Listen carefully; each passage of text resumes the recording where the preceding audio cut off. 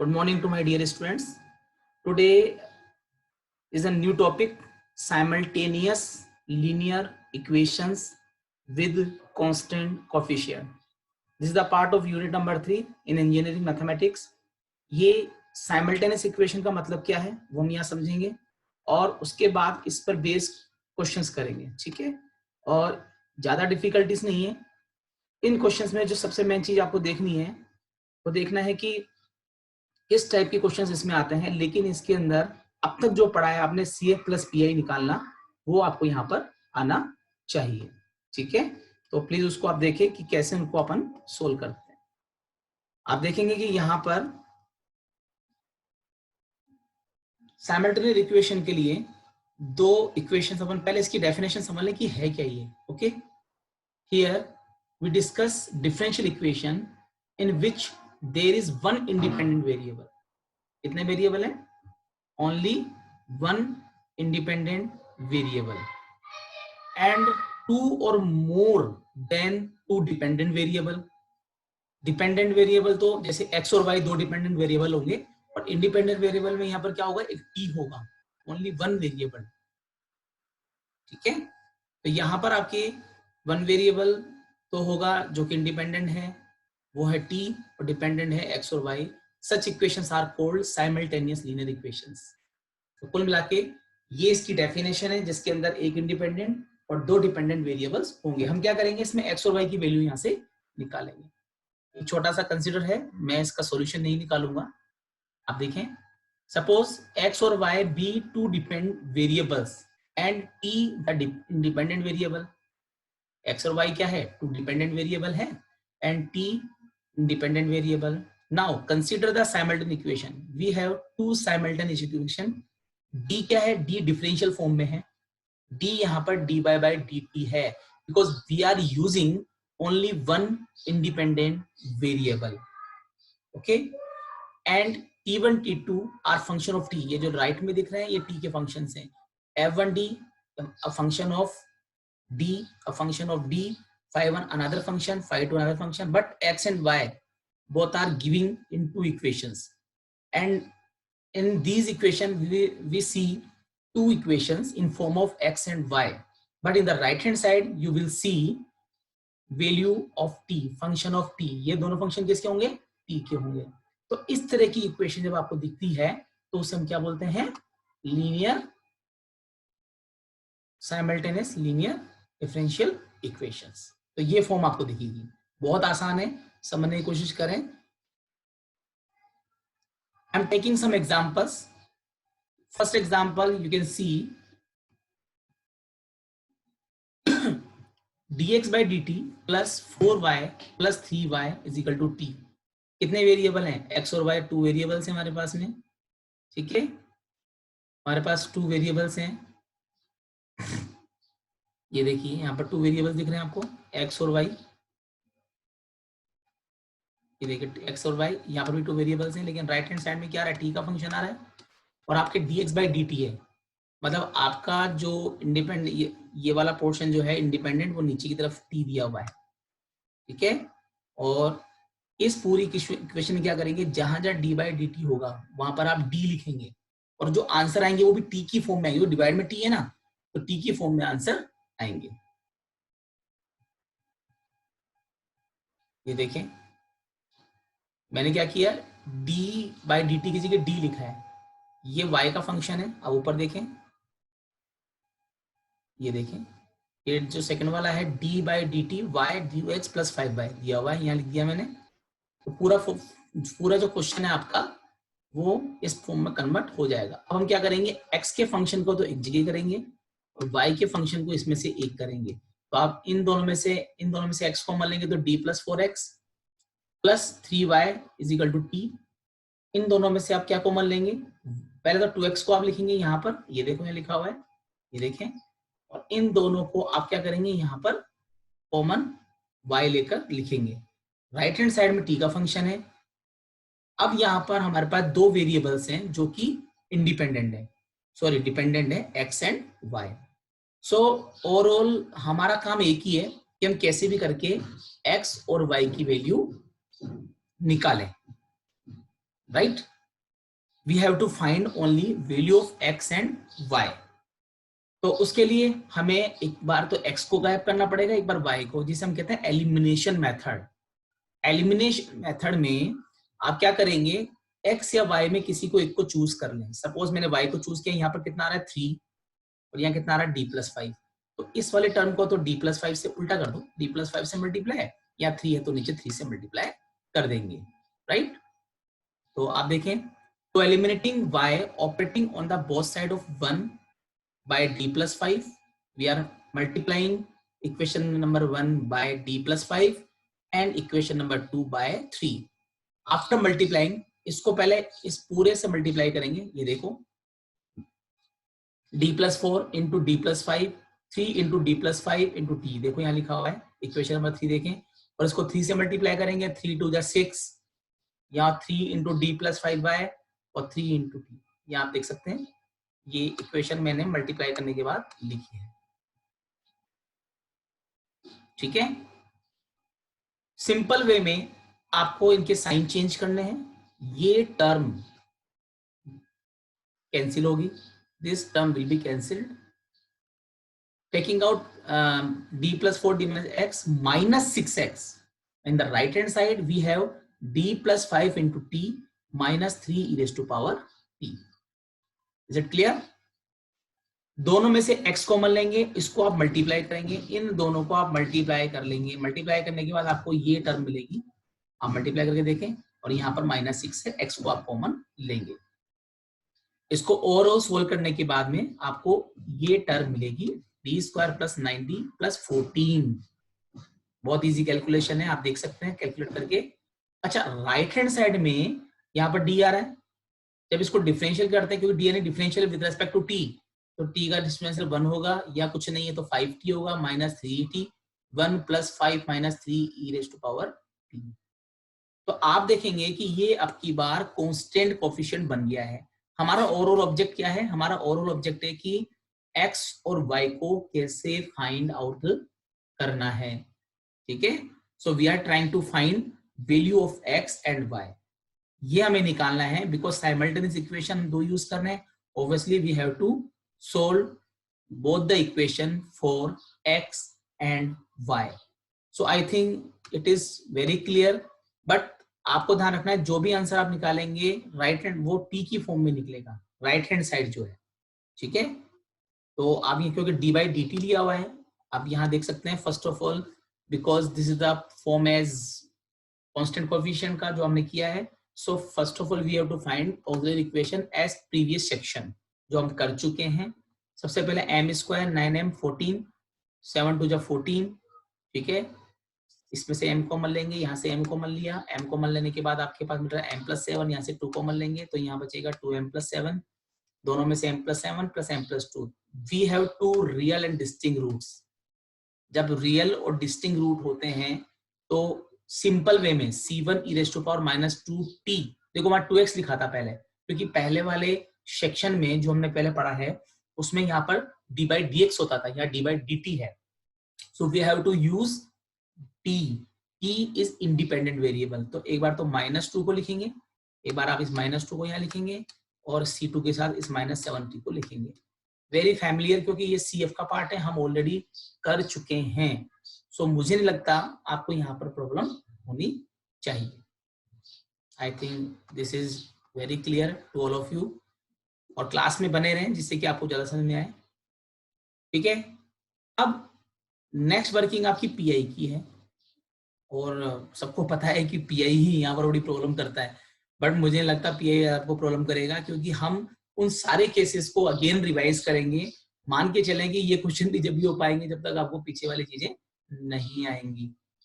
So I am taking PI।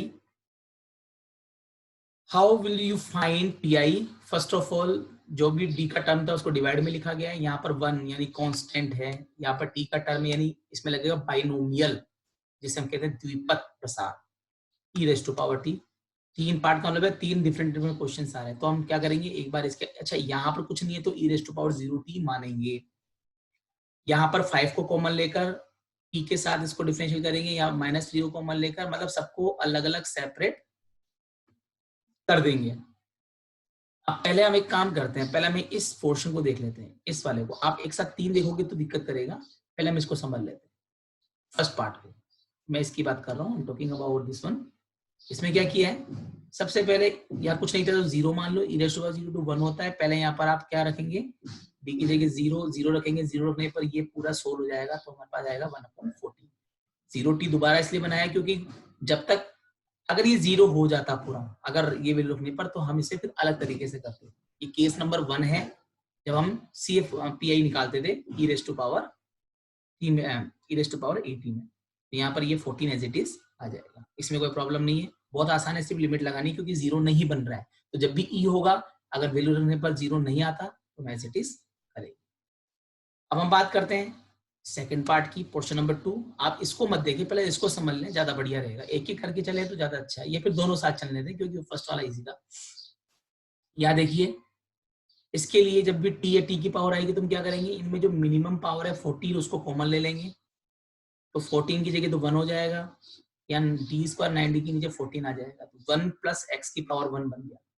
ठीक है, इसको आप ऊपर ले जाएंगे, ऊपर लेके जाने पर ये क्या बन जाएगा, माइनस। ये बन जाएगा आपका 1 प्लस एक्स की पावर -1। इसको हम एक्सपेंड करेंगे, प्रसार करेंगे। ठीक है, चलो यहां तक तो आपको समझ में आ गया होगा ये कि इसको हम एक्सपेंड करना है, क्योंकि जब भी t होगा तब तक हम इसको एक्सपेंड करते हैं, एक्सपेंशन करते हैं 1 प्लस एक्स की power -1 with help of binomial.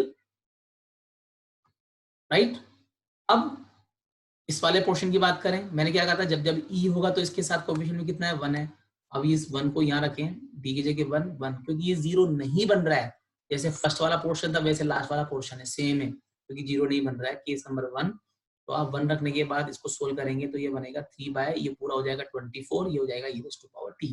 तो आपका फर्स्ट और लास्ट जो पार्ट है बोथ आर सिमिलर, क्योंकि मैंने अब तक आपको ये कहा है कि जब जब क्वेश्चन में ई होता है तब तक क्वेश्चन आपका बहुत इजीली सोल्व हो जाता है। ठीक है, तो इसमें इतना प्रॉब्लम नहीं है, हम आसानी से इस चीज को सोल्व कर सकते हैं। आगे देखें, ये दोनों सोल्व है फर्स्ट और लास्ट, तो हमें सिर्फ बीच वाले वर्क करना है। अब आया टी है, आपको पता, अच्छा इसको आप क्या करेंगे, टी का डिफरेंशियल वन टाइम कितना होता है, 1 होता है। टी का डिफरेंशियल दोबारा करोगे तो 0 आएगा, तो इसका मतलब इसमें पहले से d और d स्क्वायर आ रहा है, इसको आगे खोलने की जरूरत ही नहीं है।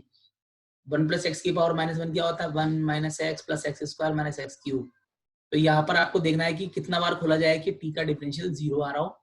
तो आप देखेंगे जब डी स्क्वायर में रखेंगे तो दो बार डिफरेंशियल 0 होगा, जब यहाँ रखेंगे तो 1 टाइम में 1 होगा। तो इसका मतलब इसके अलावा जरूरत ही नहीं है, इसको आगे खोलने की जरूरत नहीं है।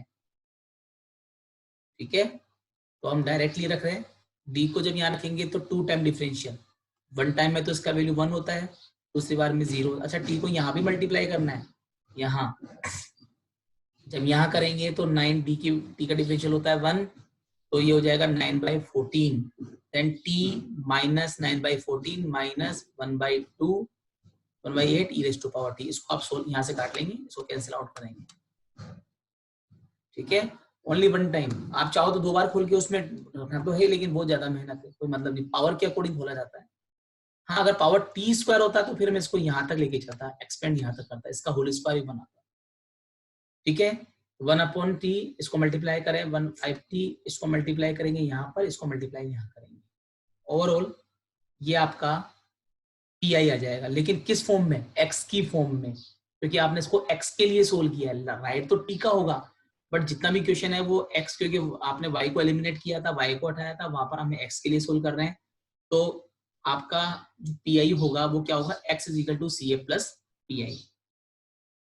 CF t की फॉर्म में है, ऑब्वियस है pi भी किसकी फॉर्म में होगा, t की फॉर्म में होगा, क्योंकि आपका राइट हैंड साइड जो था वो t की फॉर्म में था। ठीक है, तो आपको पहले x निकालना है, अब आपको y निकालना है। अब y निकालने का जो प्रॉब्लम है वो क्या है, मैं आपको दोबारा से ऊपर जा रहा हूँ, अगेन आई एम गोइंग। देखो, ये जो इक्वेशन है इसमें से आपको y निकालना है। ठीक है, अब इसमें क्या करना पड़ेगा, एक बार तो x की वैल्यू रखनी पड़ेगी और एक बार आपको dx/dt की वैल्यू रखनी पड़ेगी, तब जाके आपको क्या निकलेगा, y निकलेगा, क्योंकि आपको x और y दोनों निकालने हैं। ठीक है, तो हम उस जगह पर आ जाते हैं वापस से। ये देखिए, अभी मैंने किया था जस्ट ये देखिए, तो यहाँ तक आप कर चुके हैं, x निकाल चुके हैं, इसका डिफरेंशियल भी कर लो क्योंकि इक्वेशन नंबर 1 में रखना है। तो e rest to power -2t minus 2 आगे आएगा c1 e rest to power -2t, इसका इंटीग्रेशन होगा और t की वैल्यू -7 भी आगे आएगी। t का डिफरेंशियल 1 होता है, इसका डिफरेंशियल 0 होता है, इसका डिफरेंशियल ये एज इट इज रहेगा। ठीक है, ये आपका डिफरेंशियल है simple with respect to t। Now substituting both the values in equation number 1, तो उसके लिए पहले उस इक्वेशन नंबर 1 को मैंने क्या किया है, ये इक्वेशन नंबर 1 है, इस इक्वेशन 1 में क्या किया कि y की टर्म को छोड़कर बाकी t माइनस dx dt और ये 4x, मैंने ये y को बचाया और इन सबको इधर ले लिया। और यहाँ पर आप t की इस dx बाई dt की वैल्यू जो आप रखेंगे तो सबके, क्योंकि बाहर माइनस आ रहा है, तो यहां तक की जो टर्म है, यहां तक की जो टर्म है, ये टर्म क्या है, dx बाई dt है। लेकिन सबके साइन चेंज कर दिए, ये देखो आप, ये वाला पोर्शन, ठीक है, ये मैंने देखो यहाँ पर सबके साइन चेंज कर। अच्छा, यहाँ पर x में -4 से मल्टीप्लाई कर देना, -4 से सबको मल्टीप्लाई करके लिखा हुआ है, ये वाली इक्वेशन आप इसको देख लें, इस पूरे को -4 से मल्टीप्लाई किया तो यहाँ -4 या -4 से ये कैंसिल होके 5/7 रह जाएगा, यहाँ पर मल्टीप्लाई करके लिखा हुआ है, डायरेक्ट किया है मैंने कैलकुलेशन। अब इस कैलकुलेशन को बहुत आसानी से कर सकते हैं। तो कुल मिला के इसके अंदर वैल्यूज को पुट करके ये वैल्यूज आपने निकाली है। y की वैल्यू निकालनी है तो 3 का डिवाइड करेंगे। अब एक एक करके कैलकुलेट करें, -2t ये 2 टाइम है, ये 4 टाइम है, माइनस करोगे तो माइनस बचेगा, e रेज़ टू पावर -72 यहाँ पर दिया है 4c2, इसमें से इसको लेस करेंगे तो 3 बचेगा। ठीक है, इस तरह से t की टर्म एक तो 10/70 आ रहा है और एक टर्म ये आ रही है, दोनों को आपस में सोल्व कर ले, ये आ जाएगा। फिर कांस्टेंट टर्म, ये दोनों कांस्टेंट टर्म हैं, इन दोनों को लिखेंगे। और लास्ट में e raise to power t ये वाला टर्म है, ये वाला e raise to power t ये वाला टर्म है, ये वाला टर्म है, दोनों को सोल्व करके आप ये वैल्यू लिख सकते हैं। तो ऐसे करके हम सबको सेपरेट कर लेंगे।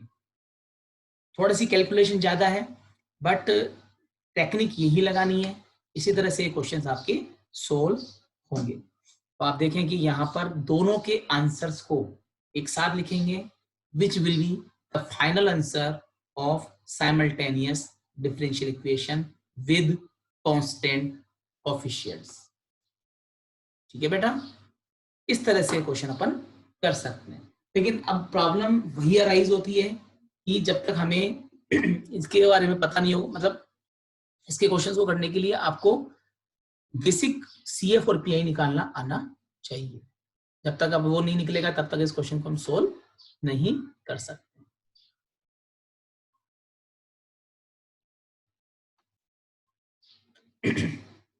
आगे बढ़ते हैं।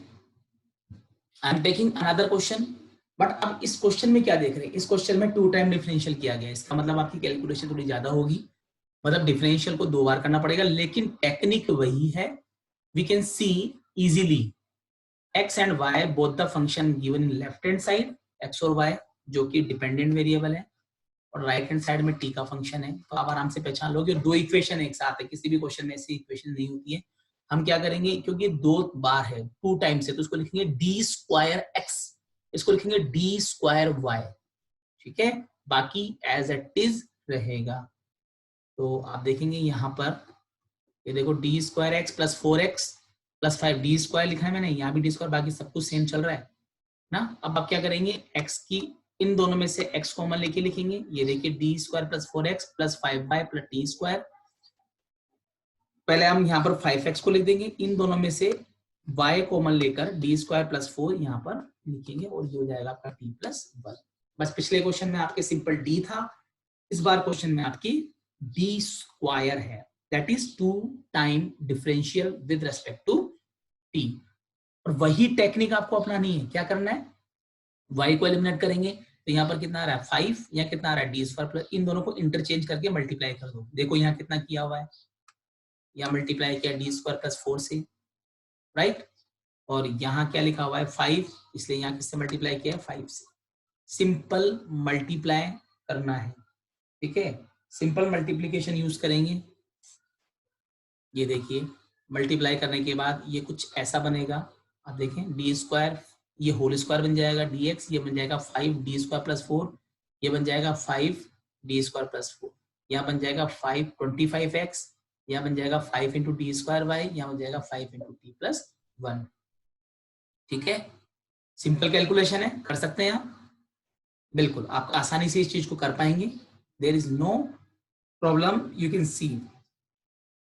First of all taking x common, ये माइनस ये हो जाएगा, ये दोनों वैल्यूज क्या हो जाएंगी आपकी, कैंसिल हो जाएंगी, और यहाँ पर इसको D square plus 4t square minus 5t plus 1, ठीक है, इसको ओपन करेंगे, d4a square 2ab plus B square,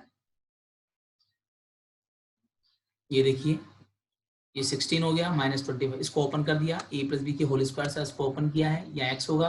अच्छा, यहाँ पर डी स्क्वायर का मतलब है 2 बार डिफरेंशियल, इसका 2 बार डिफरेंशियल 2 होता है, टी स्क्वायर का 2t का 2, सिंपल डिफरेंशियल किया 2 बार, यहाँ हो जाएगा 4t स्क्वायर, यहाँ हो जाएगा 5t, यहाँ हो जाएगा माइनस का 5, तो ये तो कैलकुलेट होके ऐसा बन जाएगा, और ये 4t स्क्वायर माइनस 5t, और 5 में से लेस करेंगे तो माइनस का 3। क्लियरली सेम कंडीशन बन गई जो आपने पहले पढ़ी थी, कांस्टेंट कोएफिशिएंट्स का जो आपने डिस्कस किया था CFPI, वो आपको यहाँ पर निकालना है, और क्योंकि आपका क्वेश्चन अभी x की फॉर्म में चल रहा है, तो ऑब्वियसली आपका जो CF प्लस PI किसके इक्वल होगा, x के इक्वल होगा, लेकिन जो आंसर आएगा राइट हैंड साइड वो किसकी फॉर्म में होगा, t की फॉर्म में। ठीक है, तो यहाँ पर x आ रहा है, तो answer x equal to CF plus PI, अगर यहाँ y होता तो y is equal to CF plus PI।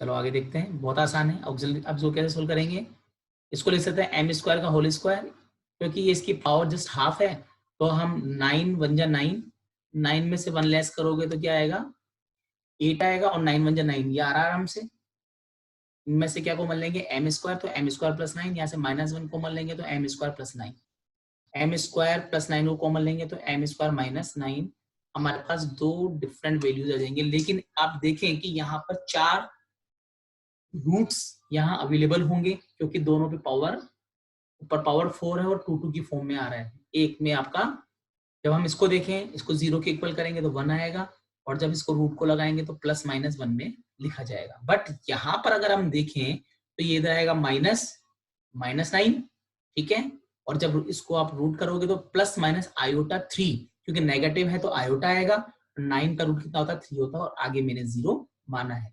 ये दोनों रूट कैसे हैं, ये दोनों रूट आपके रियल और डिस्टिंक्ट है, और ये दोनों रूट कैसे हैं, इमेजिनरी, राइट। इन दोनों जब ये आपके रूट अलग अलग हो तो C1 e raised to power t, C1 e raised to power minus t, यहाँ 1 है तो 1t और माइनस 1t। अच्छा, जब कॉम्प्लेक्स नंबर में हो तो पहले ये जो वैल्यूज को पावर में लिखेंगे, C3 cos 3t, इसको 3t plus C4 sin 3t, यहाँ पर sin 3t लिख सकते हैं, तो कुल मिला के इसकी वैल्यू 1 होती है, तो हम इक्वेशन नंबर 4 को लिख सकते हैं। अच्छा, ये किसके इक्वल है, ये आपका CF निकल जाएगा। अब हम निकालेंगे, बहुत आसानी से सोल्व कर पा रहे हैं, पुरानी चीजें प्रीवियस चीजें रिपीट हो रही हैं। अब यहाँ पर देखो, क्योंकि यहाँ पावर टी में आ रही है, तो इसका मतलब इसको किससे सोल्व करना पड़ेगा, इसको हमें सोल्व करना पड़ेगा बाइनोमियल से। इसके लिए मिनिमम वैल्यू क्या है, -9, -9 को कॉमन ले लें, -9 को कॉमन लेने पर यहाँ +1 आएगा, और ये पूरी नेगेटिव हो जाएगी, तो डिवाइड में 9 आ जाएगा। जो मिनिमम वैल्यू होती है, जो सबसे छोटा पावर होती है, उसको हम कॉमन ले लेते हैं, उसको ऊपर ले जाएंगे, ऊपर ले जाते माइनस बन जाएगा। अब यहाँ पर देखो, b का 1 टाइम डिफरेंशियल करोगे तो 2t आएगा, दोबारा करोगे तो 2 आएगा, और दोबारा करोगे तो 0 आएगा। इसका मतलब हमें सिर्फ इसको इतना ओपन करना है कि हमें d स्क्वायर तक काम करना है, आपको सिर्फ इसे एक बार ही खोलना है। क्यों, क्योंकि d स्क्वायर तो पहले से आ रहा है। जब हम पावर बढ़ाएंगे, जरा देखो, जैसे यहाँ पावर बढ़ा रहा हूँ 1 + x + x square, x square में तो इसकी पावर 8 हो जाएगी, इसकी पावर 4 हो जाएगी, उसका कोई यूज नहीं है, इसलिए हम क्या करेंगे, डायरेक्टली एक बार ही इसको ओपन कर लेंगे +1 लगा के, ओनली 1 + x, दैट्स इट। ठीक है, अब ये जो टर्म आ रही है, इस टर्म को पहले 1 के साथ मल्टीप्लाई करेंगे, इस टर्म को d4 के साथ, इस टर्म को d स्क्वायर के साथ। ये देखो, एक बार d4 के साथ है, एक बार d स्क्वायर के साथ है, ये देखिए यहाँ से 4t स्क्वायर - 5t, 1, ये तो 1 के साथ है, तो 1/9 कॉमन आ जाएगा, एक बार d4 के साथ, एक बार d स्क्वायर के साथ। ये देखिए, अब क्या करेंगे, D4 है तो सारे जीरो जाएंगे, क्योंकि 4 बार डिफरेंशियल तो कोई सारे जीरो करके देख लो। या डी स्क्वायर में क्या होगा, ये सब जीरो जाएंगे, इसका हो जाएगा 2t का 2, यानी यहाँ सिर्फ 8 बचेगा।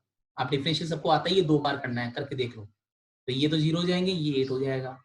फिर इसको आप सिंपल कैलकुलेट करेंगे, 4t स्क्वायर 5t, इस -3 को 64/9 के साथ सोल्व करेंगे तो आपको आ जाएगा 37/9। ये आपका पीआई हो जाएगा। इसको मल्टीप्लाई कर लें, -4/9 प्लस 5/9 प्लस 37/81। ठीक है। अब x equal to C A plus P I, X लिखेंगे क्योंकि वहां मैंने कहा था मल्टीप्लाई में x है, और सी एफ और पी आई की वैल्यू को आप यहाँ पर रख देंगे, एज इट इज उठा के रखा है मैंने। अब आप इसको 2 बार डिफरेंशियल करेंगे, 2 time, c1 e raised to power t, c2 e raised to power -2t, c3 आप इसको डिफरेंशियल करेंगे 1 टाइम। इसका डिफरेंशियल ये होता है, इसका माइनस में आएगा, कोस का क्या होता है साइन, -3t, 3 आगे आ जाएगा, साइन का होता है कोस, 3 आगे आ जाएगा, इसका हो जाएगा 2t यानी 8 9, और इसका हो जाएगा 1 यानी 5/9, और इसका डिफरेंशियल होगा 0। इसी तरह से दोबारा करोगे तो ये एज इट इज रहेगा, आपके पास माइनस माइनस प्लस हो जाएगा, या माइनस इधर आएगा तो 9 हो जाएगा, साइन का हो जाएगा कोस, कोस का होगा माइनस साइन, फिर एक और 9 आ जाएगा, ये 0 हो जाएगा, और टी का 1 हो जाएगा। तो आपको क्या करना है, एक्स की वैल्यू और डी स्क्वायर एक्स की वैल्यू रखनी पड़ेगी, क्योंकि पहले D square by D X T square आ रहा है वहां पर, ठीक है, इसकी वैल्यू आपको रखनी है। तो जो इक्वेशन नंबर 1 है, उस इक्वेशन 1 को पहले आप इस तरह से मॉडिफाई करेंगे। ठीक है, आप समझ रहे मेरी बात को, ध्यान से देखिए, डिफरेंशियल देख लो एक बार, डिफरेंशियल कैसे किया है मैंने, एक बार इसको समझ लो। बहुत आसान है, सिंपल डिफरेंशियल जो कि 12th का पार्ट है उसी को किया है, और जो इक्वेशन नंबर 1 है उसको पहले मैंने इस तरह से लिखा है। ठीक है, अब आप क्या करेंगे, टी स्क्वायर -4, पहले एक्स की वैल्यू रख दी, ये कंप्लीटली एक्स की वैल्यू है, माइनस, और ये पूरी D square by D x square की वैल्यू है। ऊपर जो आपने डिफरेंशियल किया था उसको ऐसे ही, क्योंकि हमें y के फॉर्म में इसको सोल्व करना है। ठीक है, आप क्या करेंगे, इस 4 को इस 5 को डिवाइड कर देंगे, और टी स्क्वायर इस 4 से इस सबको यहाँ तक मल्टीप्लाई, 4c1 ये पूरा 4 तक, यहाँ तक 4 से मल्टीप्लाई कर देंगे, ये देखो 4 से मल्टीप्लाई किया हुआ है, और यहाँ से इसके माइनस को ओपन कर देंगे, यहाँ से इसको माइनस को ओपन करेंगे। आप देखो नीचे वाली कंडीशन क्या आपको कैलकुलेट समझ में आती है, सिंपल वैल्यूज मैंने यहाँ पर रखकर सोल्व किया है। ठीक है, कैलकुलेशन एक बार देखें, मैंने आपके सामने छोड़ दिया है, क्योंकि आप इस कैलकुलेशन को देखो कि क्या समझ में आ रहा है, कुछ नहीं कर रहा हूँ, -4 को इन सबसे मल्टीप्लाई करके यहाँ लिखा हुआ है, ये देखिए। ठीक है, और उसके बाद इसके साइन को चेंज कर दिया, ये वाली टर्म है ना यहाँ से स्टार्ट है, यहाँ से ये साइन चेंज कर दिया, सेकेंड वाला पोर्शन जो है, और फर्स्ट वाला पोर्शन क्योंकि इसमें कुल मिला के 7 टर्म्स है, 1 2 3 4 5 6 और 7 टर्म्स, मतलब 8 टर्म्स है। हाँ अच्छा, एक टर्म ये भी है, यहाँ से देखें, यहाँ से लेकर यहाँ तक इसको मैंने क्या किया है, इससे मल्टीप्लाई, -4 से मल्टीप्लाई कर दिया। अब आप क्या करेंगे, इसको सिंपल कैलकुलेट करेंगे, 1/5। अच्छा, ये 4c अगर आप देखें,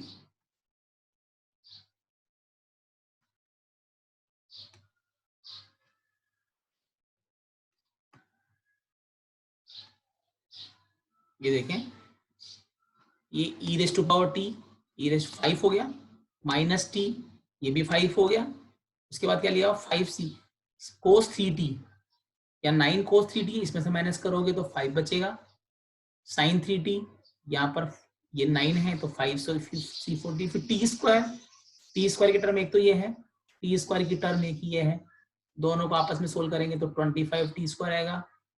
फिर आप क्या करोगे, टी की टर्म 29/t, और टी की टर्म और कहाँ पर है, यही है, और बाकी फिर कांस्टेंट टर्म कौन सी आ रही है, ये कांस्टेंट टर्म है, ये वाली कांस्टेंट टर्म है, और ये कांस्टेंट टर्म है, दोनों को सोल्व कर लेंगे।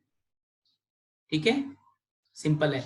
तो पहले इसकी टर्म ढूंढ लो, फिर इसकी टर्म ढूंढ लो, फिर कॉस की, फिर साइन की, फिर टी स्क्वायर, फिर टी विदाउट टी, और फिर 5 से, क्योंकि सब में से 5 कॉमन आ रहा है, ध्यान से देखो, 5 सब में से कॉमन निकाल के इसको ऐसे लिख सकते हैं, 5 का डिवाइड कर दो या 5 कॉमन लेकर इसको काट दो, तो ये जो वैल्यू है वो y की फॉर्म में आ जाएगा। तो कुल मिला के आपका जो सॉल्यूशन है वो x और y की फॉर्म में इस तरह से लिखा जा सकता है। आई थिंक आपको आज का ये जो क्वेश्चन है समझ में आ गए होंगे। और इसके अलावा बहुत सारे क्वेश्चन थे, लेकिन सबका पैटर्न एक ही है। आपके जो क्वेश्चंस कॉमनली आते हैं वो इसी टाइप के क्वेश्चंस आते हैं। कुल मिला के क्वेश्चन दिमाग में एक ही रिमाइंड करना है कि x और y हो, x और y हो और t हो और दो इक्वेशंस हो, तो हमारा क्लियर समझ में आना चाहिए कि ये साइमल्टेनियस इक्वेशन गिवन है। ठीक है, तो मेरे हिसाब से आपको ये चीज समझ में आ गई होगी और इजीली इसको आप कर सकते हैं। तो नेक्स्ट क्लास के अंदर मैं वापस से आगे इसके आगे जो पोर्शन है उसको डिस्कस करूंगा और ये समझने की कोशिश करेंगे। जबकि इसमें एक प्रॉब्लम और एक होमोजीनियस वेरिएबल इक्वेशन, होमोजीनियस का उन क्वेश्चंस को करने के लिए भी इस टाइप के क्वेश्चन दिए हुए हैं, लेकिन बेसिक फंडामेंटल हमें पता होना चाहिए। Okay, thank you so much. आपको ये समझ में आ गया होगा। नेक्स्ट क्लास के अंदर अपन आगे और फर्दर डिस्कस करेंगे और इसके क्वेश्चंस को आप यहाँ पर करके देखें। Thank you so much.